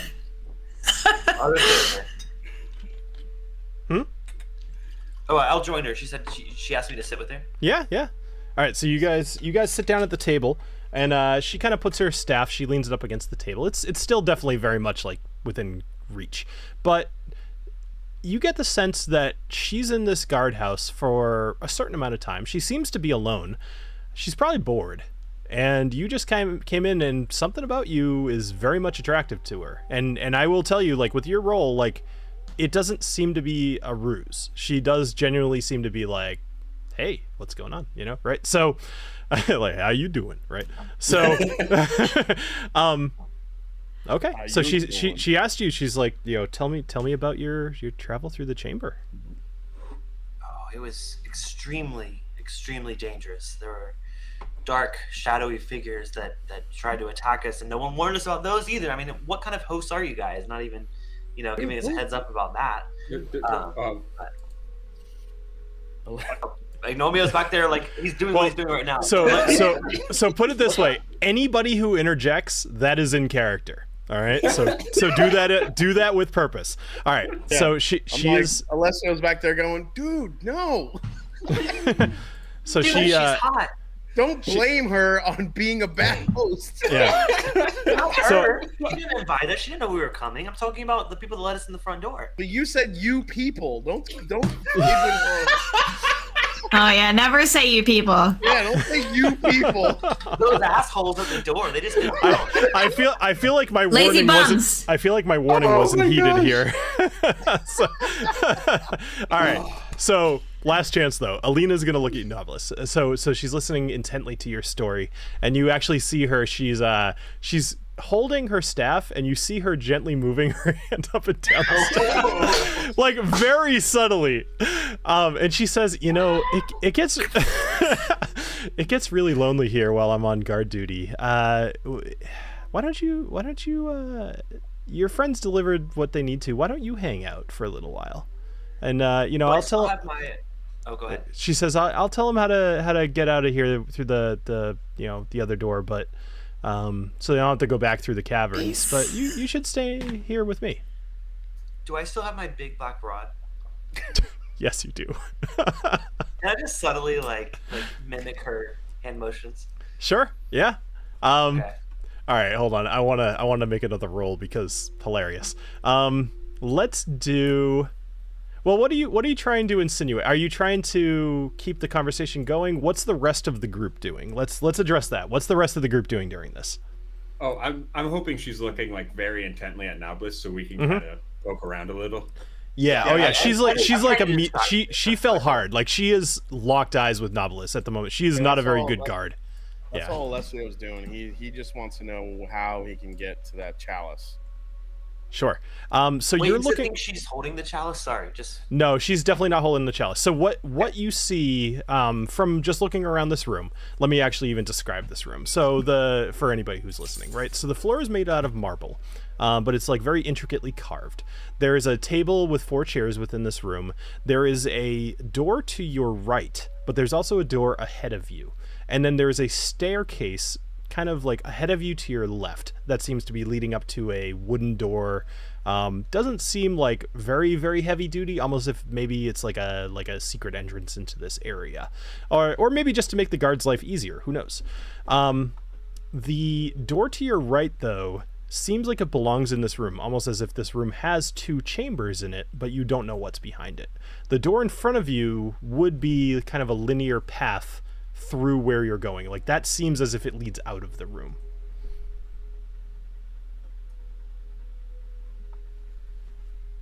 TaLin is very awkward right now and just like turned around, staring at Booker, like pulled off one of the books that she carries around and is just like awkwardly Hi!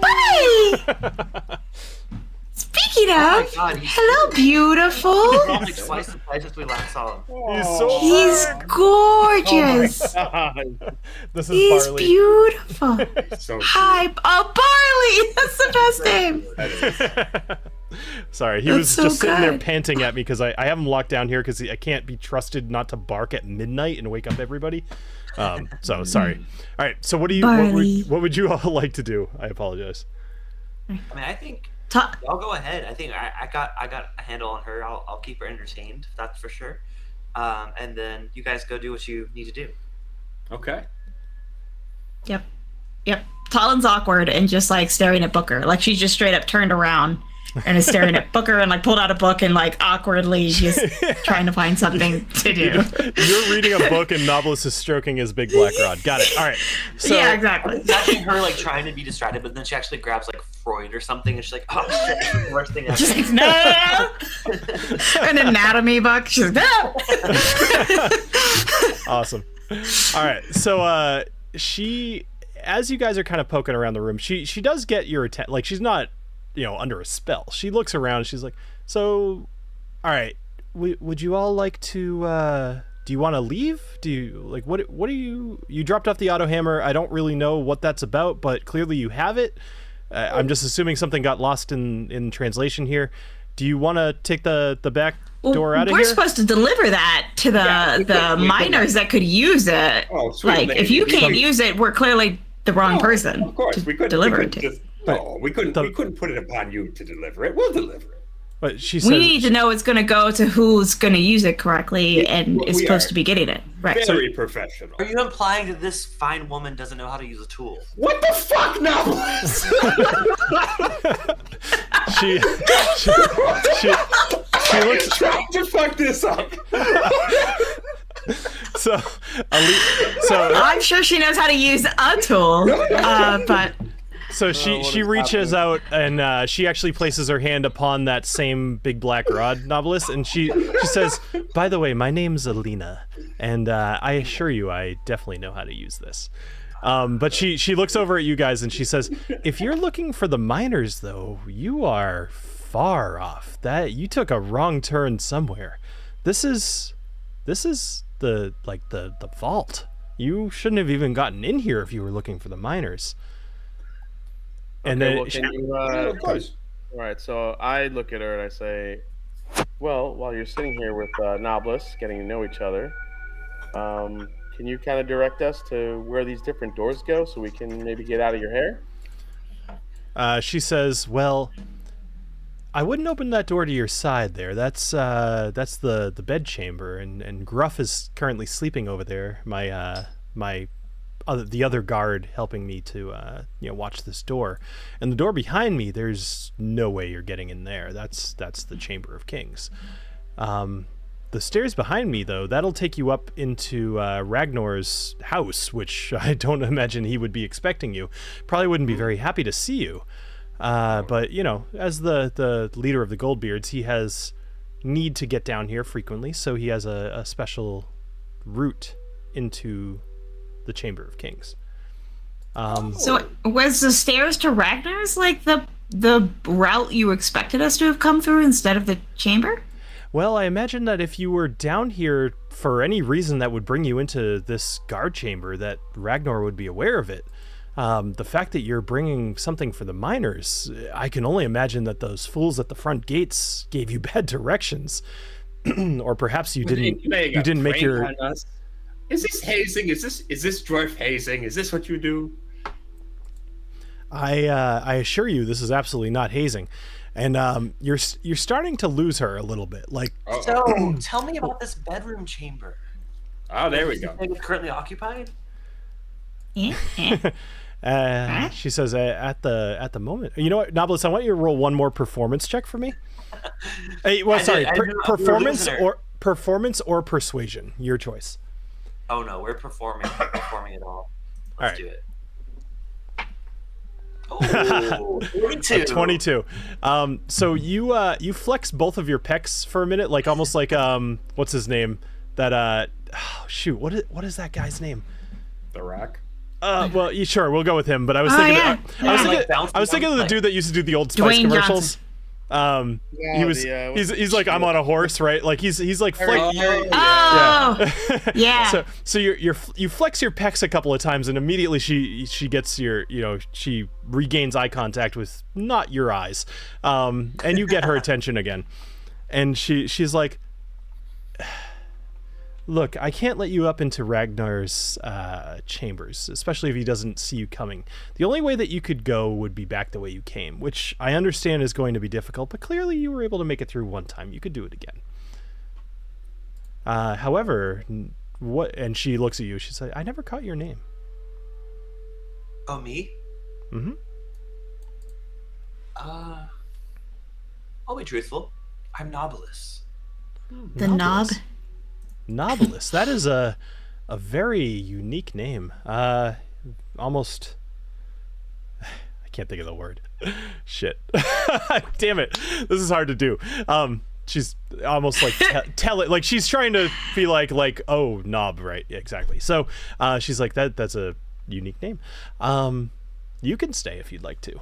And you asked about those chambers. I mean, I could certainly wake Gruff up, tell him it's his turn a little sooner, and maybe you could hide around the corner. He won't see you, and you and I could go waste some time.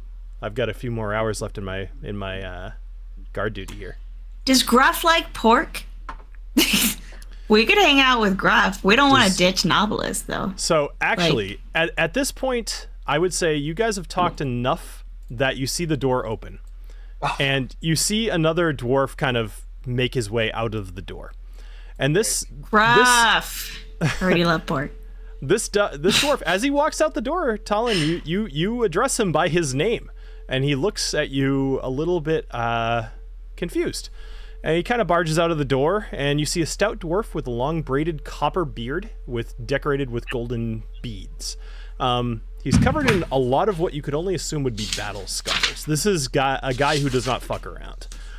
And he looks at the four of you plus Booker, and does Gruff like getting porked? Damn it, David. I need to not have the chat open. No, don't delete your message. Just own it, David. Delete it all. That's a true trip. Right, immediately. So Gruff walks out, and he sees you, and he says, what the hell's going on here? Alina, what are all these people doing in here? There's nobody allowed here during this time. You know that Ragnar is going to be here pretty soon. We can't have strangers here. And he looks directly at you, Alessio, and he says, "What are you doing in my guardhouse?" You were dropping off this beautiful hammer as a tool for the miners. However, your idiots at the front gate gave us bad directions. Make a persuasion check with advantage. Because you're using Alina's story, so she might back you up if you roll well enough.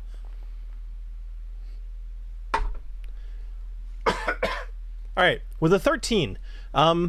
Ooh, that's tough. Actually, I'm gonna have him roll for that. Risky whiskey. You could risky whiskey before I roll if you'd like to. I'll risky whiskey it. I'd rather not fuck this situation up. We're doing so well. You guys are actually doing better than I expected. Well, Knobolas is doing well. That's fair. That's his role, you know? That's his role. Ooh, better by 1. All right, but I'm still gonna have them roll an insight. Let's see. Well, of course. A disadvantage because they just woke up and they're tired? You know what? That is a fair point. I will do that. I I won't tell you what he rolled, but at disadvantage. Okay. So Gruff. So he does kind of drop his guard a little bit, and he walks up to you, Alessio, and he kind of walks around you, and he's looking at you, and then he sees you, Agnomeio, and you have this weird fiery sword in your hand. Alessio, your sword, I believe, is still in its scabbard, because you used your ability, but it's been a little while. And he walks over to Alina, and he kind of whispers something to her that you guys can't hear. And they're standing together, and Gruff says, Alina, we can't have these people here. Ragnar's going to be here any minute. If he sees other people in this chamber, it's going to be a problem. Ragnar! That wasn't what we're supposed to get this job for Ragnar? Was that the guy? Was he coming here? Oh, what perfect timing! Perfect. It's perfect It's timing. perfect. Oh, what? This is just good luck. Earls be praised. We have met the people we were meant to. Oh, let's all hang out. Yep. So Gruff steps forward. He says, Did you say Eros? I am a proud urolothic. Oh, you said I'm a proud urologist.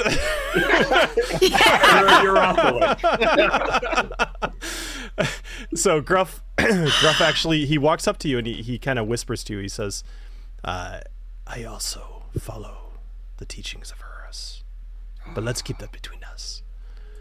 And he says, you are welcome to stay here. It is safe. Ragnar will be around probably in about 10 minutes or so. I know he's coming down to get the Chalice of Kings. If you need to meet with him, this would be the time. That's plenty of time for Knobolas and what's her face, right? Yeah, man, I'm just feeling really tired. I kind of need to go. Can you show me the red room? The bedroom, not the red room. Whoa.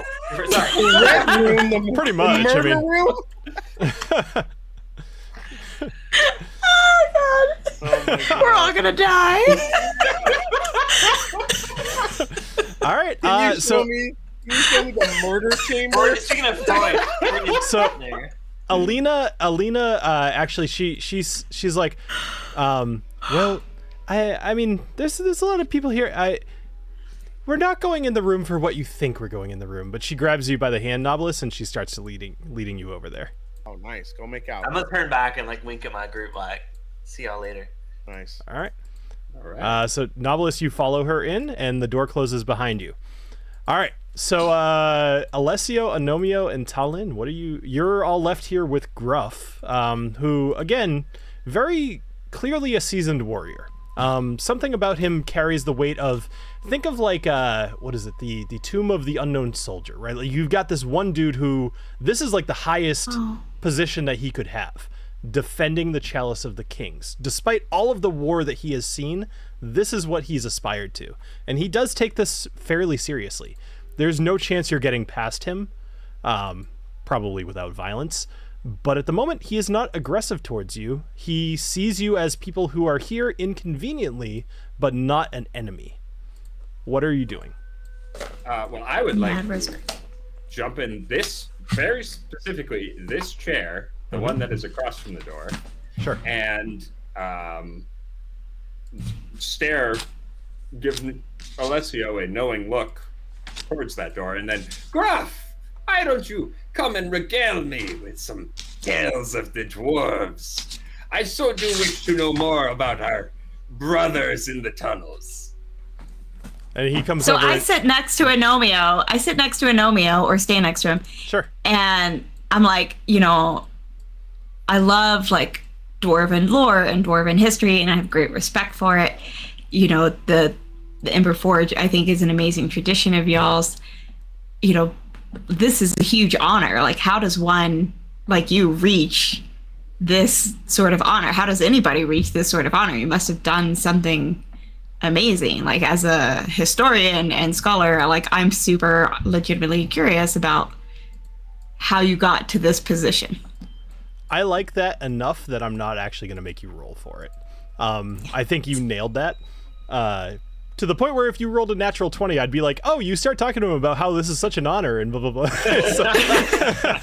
So you guys, I will say that you have Gruff captivated. Alessio, if you are going to do something, I would say, given your stealth, he will not notice you, at least for like a couple minutes, unless you make a noise.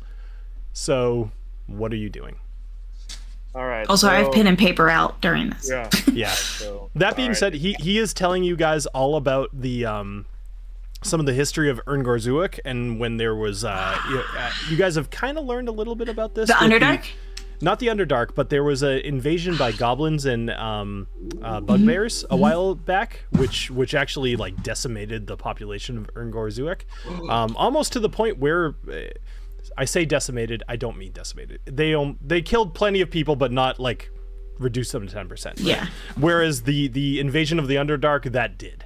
But he fought alongside a number of Ironheart on their bears and like all this shit, and he's telling you all about this. And it's a riveting story, but he is fully into telling you. Like, even Alessio, even if you roll like somewhat bad, he might not notice you. But we'll see what the rolls come up with. What are you doing? All right. Well, first thing I'm doing is I'm putting up my hood for my cloak. Excellent. Which gives me some extra stealth, extra sneakiness. I believe that gives you advantage on stealth, correct?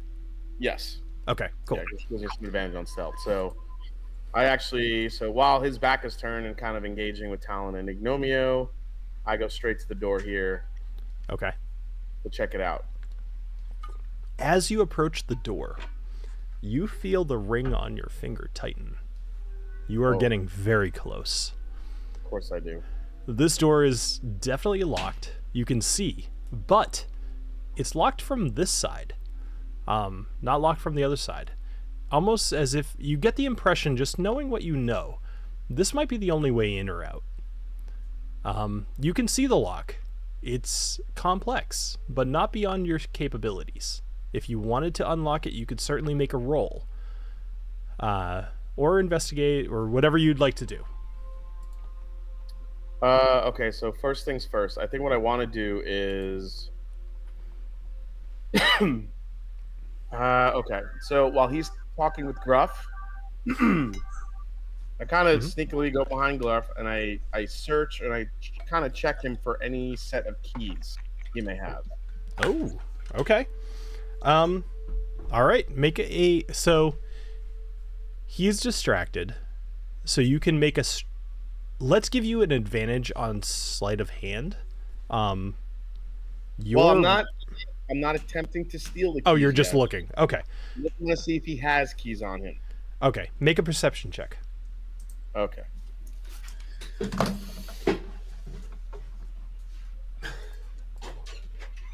Oh, 7. So here's the thing, and you picked exactly the right thing to check for. Even with your 7, you look at Gruff and you don't see any keys. However, when you turn around in kind of defeat, you notice there is a set of keys hanging on the wall. It's locked from this side. So they're just hanging there they're just hanging on the wall. Yep. You got very Even lucky. TaLin can see the keys, and she's like, yo, look at the keys over there. The keys on the wall. Oh, God. Okay. Oh, really? So you hear Gruff. He starts talking about channeling the power of Uros within battle. And Agnomeio, you're diving right into that, and you're helping back up. Reinforce his story. TaLin, you're jotting down some notes. What are you doing, Alessio? Yeah. Well, as soon as I notice the keys on the wall, Alessio wastes no time. He uses his stealthiness to go right to the wall and grab the keys. Okay. Make a sleight of hand check, and there's a reason for it. All right. Is this with advantage or no? I'm gonna say straight roll, and a big part of me really hopes that you fail this for reasons. 21. Oh, damn it. All right. So you reach up, you grab the keys off the wall. They make absolutely no sound. And you kind of turn around, and then suddenly you hear kind of a rhythmic banging from the other side of one of the stone walls. and you see Gruff. He looks over at the towards the door. Had he looked over at just the wrong moment, he would have seen you taking those keys off the wall, Alessio. But he seems distracted by whatever Alina and Knobolas are up to. And he doesn't. In What? silence. What was that? No, Were what we making that much noise? I mean, Yeah. I suppose Well, you. yeah. I'm Enjoy giving it. you some Wait, credit. I I'm suppose. sorry. Knobolas. What are you doing this quiet? Like what? Why are you not making We noise? had 10 minutes. Knobolas has some very kinky silence. 10 minutes and you can't get her to make some noise? Come on. Yeah, Come on, you man. can. I'm not skilled with this yet. I mean, I'm gonna assume some stuff about you, Clifton, but I'm also going to tell you, yes, she's making some noise. All right, so, Okay. so, Alessio, you get away with grabbing the keys completely silently, and although Gruff looks up to see, he kind of laughs to himself. He's like, she's been on guard duty for the last 3 hours. I suppose I'll give her a break. And he goes back to talking to you, TaLin and Agnomeio. Totally doesn't notice you, Alessio. And so you now have the keys in your hand. All right, so I go to the door. I slowly insert the key as. So does Knobolas. I Of course. Sorry, that was way too obvious. I shouldn't have even He's gone there. inserting more than a key. There's a second bed in here. I mean, just saying. Yeah. All right, your so I choice. insert the key. I insert the key slowly, checking it, making sure I don't make too much noise. And the door unlocks. You can hear a click within the lock, and you're confident the door is unlocked now. All right. So what I do is, so I do this move where I open the door only as wide as I can get my body through, and to sneak myself in and snake in and shut the door as quickly as I can, like All right. quietly. So then, without opening the door, I'm actually going to drag you over to the other side, so the other players can't see anything. So you find yourself on a staircase. Seems to go down about 20-30 steps. It's a very large staircase, and it leads down into a room. All that you can see from where you are is a red rug, like a red carpet kind of thing. Red rug. Yeah. Yep. So you are now on the other side of this door. All right. So we're gonna pause on you, Alessio. Knobolas, you find yourself done. She seems happy. What? That was the most anticlimactic. Like, That was fast. Well, I mean, if You it's find yourself done. Completed. Mission complete. Right? It's like a man. You're like. I'm not going to say this is like a PG-13 stream, but I'm also not going to say it's NC-17. So you are satisfied, and so is she. So she Is she for real though, or is she faking it? You know what? Actually, let's do It's this. been 10 minutes. Knobolas, roll a performance check. An for me. insight check? No, Wait, because I was just like, I don't want to know. That would be so like. That would make me feel horrible if she. roll your damn performance check. Oh, you can offer to keep Okay. going. Too bad I risky whiskied it. 19. Okay, What is that? 24. Knobolas, you have never been sure that she is actually she was done long before you were. She kind of just humored you until you finished. So, all right. Not good? fun either, but okay. Not common, but happens. Yeah. All right. You know what? Actually, I take that back. 24 without getting too much detail. You're both happy. We were Let's just say you're. at the same time. How about that? It was conveniently quick, but she's not sad about it. Okay. I love that Bill drank whiskey tonight. I'm trying to. Yeah. This is why we want Bill to drink whiskey. Agreed. This is more difficult than you know, and I chose my words properly. Well, like she said. All right. So well, no, I purposely didn't say harder than you know. All right. So Knobolas, Alina actually she leaves the door first. She's beaming, and Knobolas, you walk out. You actually didn't even bother to put your shirt back on. You're just like, yeah, what the hell. I was gonna say if I satisfied her so well, do I have time to search this like chest beside the bed Oh. or no? Yeah. She walked out first. I'll give you. She doesn't even want to cuddle. They're not even like hanging out. She's cuddling. on duty. This is like taking a dump on company time, right? Like you gotta be quick, but like all right with it. Yeah, no. Then you just sit around, flip around on your cell phone. I am social media. You make that dump last. Knobolas, roll me a d20. If you roll above a 13, you're gonna find something good. Ooh, okay. No advantage because of how well I performed. Nope. I'm so good at sex, I find things. I don't know. That was like a 2 minute. That was like a 2 minute drill. I don't know if that was good. Nah. So realistically speaking, that was probably about 7 minutes. So do with that what you will. Longer than the average male. I'm good. But she might have told you that speed was important in this instance. Anyway, let's move on past that. So you rolled a natural one because I totally want to focus on that because that's way funnier. You look at this chest and you go to open it and you notice that Alina actually, she kind of glances back towards like, why isn't Knobolas behind me? Like she's walking out the door. She kind of expected you to be right behind her, and you catch on to that. I'll give you that with the natural one. So you race out of the room. But you do not get anything from the chest, unfortunately. Okay. I was imagining he like tripped and hit his head like on the corner of the nightstand kind of thing. He fucking bled out and died. Not quite that, just like 1 point of damage. But Alina comes back to help you and bandage it. Yeah. Oh. Huh? She's short. Yeah. She whatever. All right, so let's go on from here. Knobolas, Alina, you have now rejoined the party. Knobolas, everybody knows exactly what you've done. There is no question. Alessio is no longer in the room, but based off. So I jump before Alina can notice anything. I jump and I'm like, Alina, have you heard about what Gruff has done before? And I like recount like his most recent story.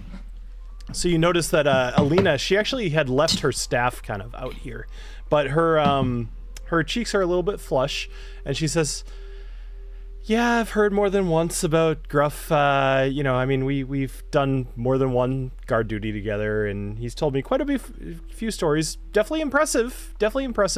And she looks over. But you, Alina, Knobolas. you have this guard duty also. How did you end up involved? I'm trying to like also draw her in and make her not notice Alessio's missing. It's mine. Sure. You can share. I have -1 charisma, okay? I'm not wooing anybody. You could. So as she's saying definitely impressive a couple of times talking about Gruff, she's actually looking over at Knobolas.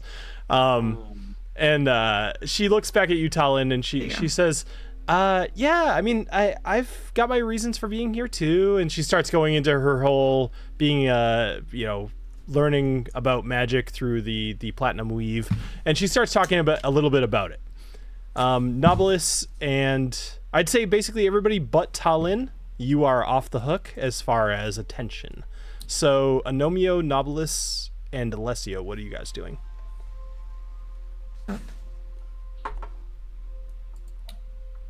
Knobolas is just still like in like this euphoric state of like that was the best I've had in a while.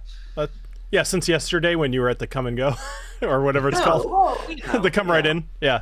Was it yesterday? I think it was yesterday. I was thinking about that. And I'm pretty sure it was like either yesterday or like last night. Okay. I think so. It's more than a couple hours. That's all we need, right? Yeah. I asked Gruff if he would like some fatback bacon with a side of chitlins. I just start pulling plates out of there. No, nobody wants chitlins. Everyone wants chitlins. Eat the chitlins. No, nobody wants chitlins. Nobody wants your chitlin. You start reaching into Salt's bag of yum-yums and pulling out random articles of food. Gruff looks very excited. You get the impression that although the room here is not like bad, it's boring. And maybe they aren't fed very well. Blame the whiskey. He's excited to see this food, but there's no means to cook it here. Well, I assume you can. Flame. We'll flame it up with the swords and stuff. Yeah. All right. Yeah. So we'll Gruff Gruff reaches forward. He removes a middle plate out of the table ahead of him, and there's like a little charcoal pit. And TaLin, you light it on fire. Agnomeio, you throw some pork on the fire, and you guys start cooking it up. I'd say at this point, barbecuing together. We're having an underground barbecue. So, I love this. Alina is actually super into this as well. TaLin and Agnomeio, you both definitely have Gruff and Alina's attention. Knobolas, you are now out of sight-ish. I'm sure Alina will be glancing at you from time to time. But Alessio, let's go to you. You are now on the other side of this door. You're standing at the top of the stairs. And like I mentioned, at the bottom of the stairs, you see a red rug kind of leading into the room. All right, so I'll slowly make my way down the stairs. Sure. All right, so you make your way down the stairs. Pretty. Actually, roll me a stealth roll. Let's do that.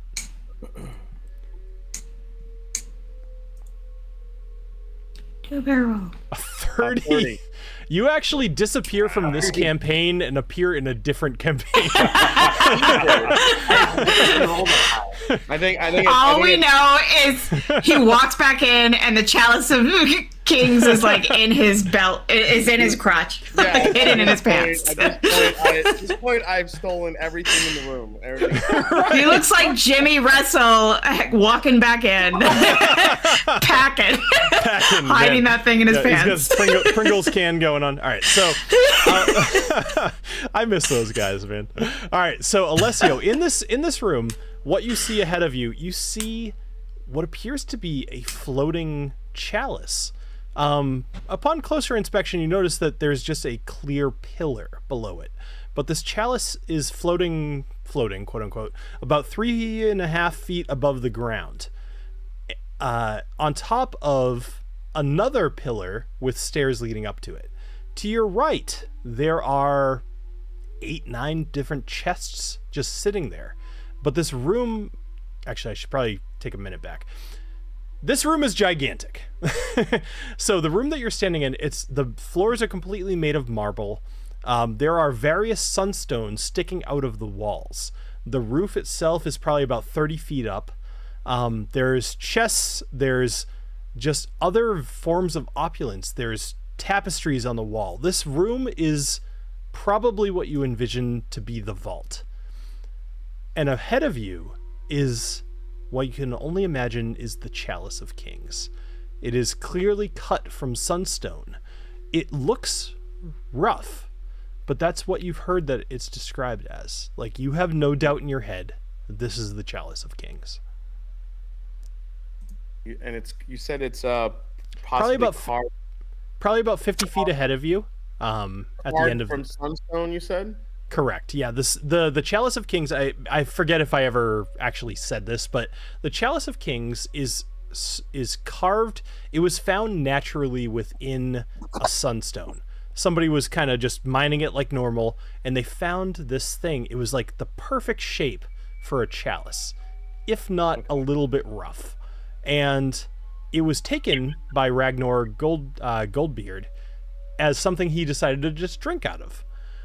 And from what you've been able to learn around the city of Erngar-Zuek is that there are magical properties to this chalice, but you do not know them. Okay. Well, I mean, I know time is short here, and I can't sit here and be like, investigate the whole damn room. So part of Alessio was like, I have to move swiftly, but carefully. So I walked down the red room rug, Mm-hmm. and I kind of approached the chalice, because the chalice you said is floating above this circular stand, correct? So it's on a transparent pedestal. It appears to be floating, but it's not actually. It's like resting on. Actually. Yeah. Okay. Think plexiglass. All right. So because I want to be careful, I don't want to set any alarms off. Basically, I don't want to walk up there. So what I'm going to do is use the mage hand to go up there and grab the chalice. Okay. So you're going to use the mage hand to grab the chalice off of the pedestal. Correct. Okay. Okay, make a sleight of hand check for me. And roll really well. Oh God.